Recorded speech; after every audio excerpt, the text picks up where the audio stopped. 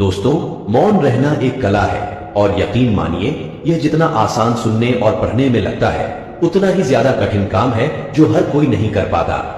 चुप रहने के कई नुकसान हैं, लेकिन सही जगह चुप रहने के कुछ ऐसे फायदे भी हैं जिन्हें जानना उन लोगों के लिए तो बहुत आवश्यक है जो अक्सर हर जगह बोलने या जवाब देने की आदत रखते हैं। चाणक्य नीति में आचार्य चाणक्य ने ऐसे 10 जगहों के बारे में बताया है जहां हमें हमेशा खामोश रहना चाहिए। अगर इन 10 स्थानों पर व्यक्ति अगर गलती से भी अपना हस्तक्षेप कर दिया तो आगे चलकर वह बहुत बड़ी मुसीबत में फंस सकता है। किसी के बारे में न बोले। नीति शास्त्र के अनुसार जो अपने मुंह को बंद रखता है और बुद्धि से काम करता है वही इंसान समझदार होता है। बिना जरूरत के बोलना, बेवजह ही किसी के बारे में बोलना या किसी के बीच में बोलना यह गलत है। कभी कभी हमारे लिए बुद्धिमानी इसी में होती है कि हम अपना मुंह गलत जगह न खोलें और चुप रहें। मुंह हमेशा सही जगह और सही अवसर देखकर ही खोलना चाहिए।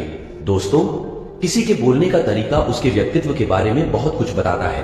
आप तेज, धीरे, कम या ज्यादा किस तरह बोल रहे हैं, क्या बोल रहे हैं और कहां बोल रहे हैं, ये आपका करियर और लाइफ दोनों के लिए बहुत मायने रखता है। ये भी सच है कि हमें अपनी बात को सही तरह से रखना आना चाहिए। जब किसी मुद्दे से आपका कोई संबंध ना हो, अगर आपका किसी मुद्दे से कोई संबंध न हो तो वहां आपका चुप रहना बनता है। बिना किसी वजह अगर आप दूसरों के मुद्दों पर बोलेंगे तो यह आपके लिए अनिष्टकारी रहेगा। इसमें केवल और केवल आपका ही नुकसान होगा। आप तब तक चुप रहें जब तक आपको उस मुद्दे को लेकर कुछ पूछा ना जाए। इसके अलावा अगर आपको उस मुद्दे के बारे में कोई स्पष्ट जानकारी नहीं है तो तब भी आप चुप रहें। बेवजह दूसरों के मुद्दों पर दखल देने से आपकी भारी बेइज्जती हो सकती है।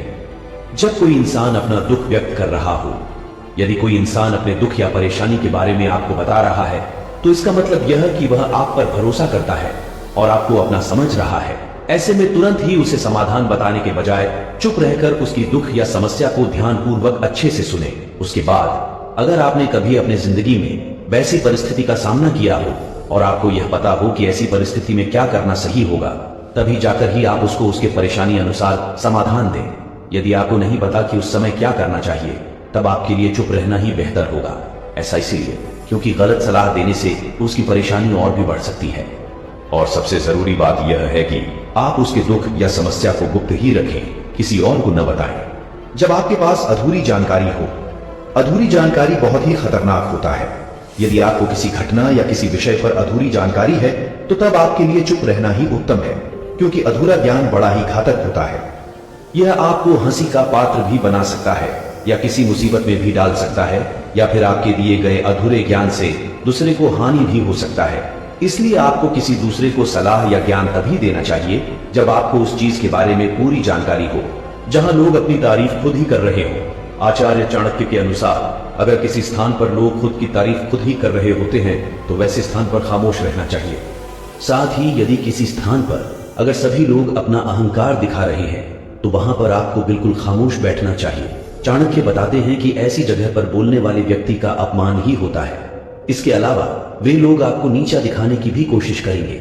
इसलिए एक बुद्धिमान व्यक्ति को ऐसे स्थान पर हमेशा चुप ही रहना चाहिए जब आप बिना चिल्लाए बात ना कर पाते हो।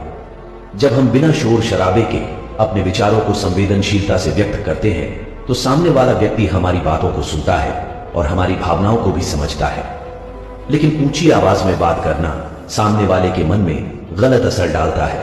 चिल्लाकर बात करने से सामने वाले को हमारी बातें अप्रासंगिक लगने लगती हैं और उसे लगता है कि हम अपनी बातों को जबरदस्ती मनवाने की कोशिश कर रहे हैं। यही अनचाहे नतीजों का कारण बनता है।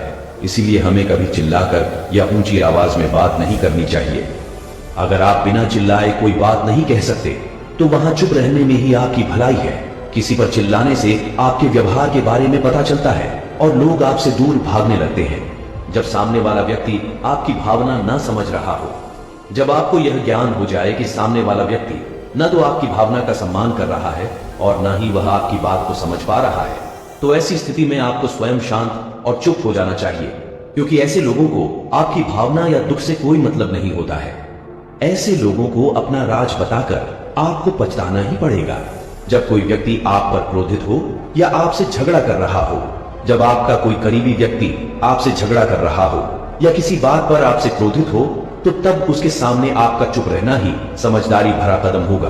क्योंकि जब व्यक्ति गुस्सा कर रहा होता है तब उसका अपने मन पर नियंत्रण नहीं रहता।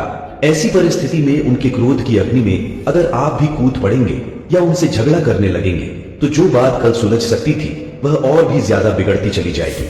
उस समय सब सहकर अगर आप चुप रहेंगे तो वह खुद ही मन यह सोचकर पछताने लगेंगे कि उन्होंने आपके साथ गलत किया, और वह शर्मिंदा होकर खुद ही आपके पास चलकर आएंगे और आपसे माफी मांगेंगे। क्रोधी व्यक्ति के साथ बहस करना आग में घी डालने जैसा ही होता है। इससे उसके क्रोध की आग और भड़केगी और आपको ही उसका खामियाजा भुगतना पड़ेगा। जब कोई किसी और की बुराई कर रहा हो, जब कोई आदमी आपके सामने किसी तीसरे आदमी की बुराई कर रहा हो, तो उस समय आपको बस चुप रहकर सुनना चाहिए और अपनी राय व्यक्त नहीं करना चाहिए, क्योंकि जो आज आपके सामने किसी तीसरे की बुराई कर रहा है वह कल किसी और के सामने आपकी बुराई भी कर सकता है। इसलिए बेहतर यही होगा कि आप ऐसे स्थान पर रुके ही ना जहां किसी की बुराई की जा रही हो, जहां लड़ाई झगड़ा चल रहा हो। चाणक्य नीति में आचार्य चाणक्य बताते हैं कि जहां पर लड़ाई झगड़ा हो रहा हो उस जगह पर व्यक्ति को हमेशा खामोश रहना चाहिए। यदि किसी स्थान पर झगड़ा चल रहा है और आपका उससे कोई संबंध नहीं है तो आपको उसके बीच में कोई भी हस्तक्षेप गलती से भी नहीं करना चाहिए। अगर आपने गलती से भी उन लोगों के बीच में हस्तक्षेप कर दिया तो आगे चलकर आपके ऊपर बहुत बड़ी मुसीबत आ सकती है। इसीलिए झगड़े वाले स्थान पर मौन रहना ही अच्छा है। धन्यवाद।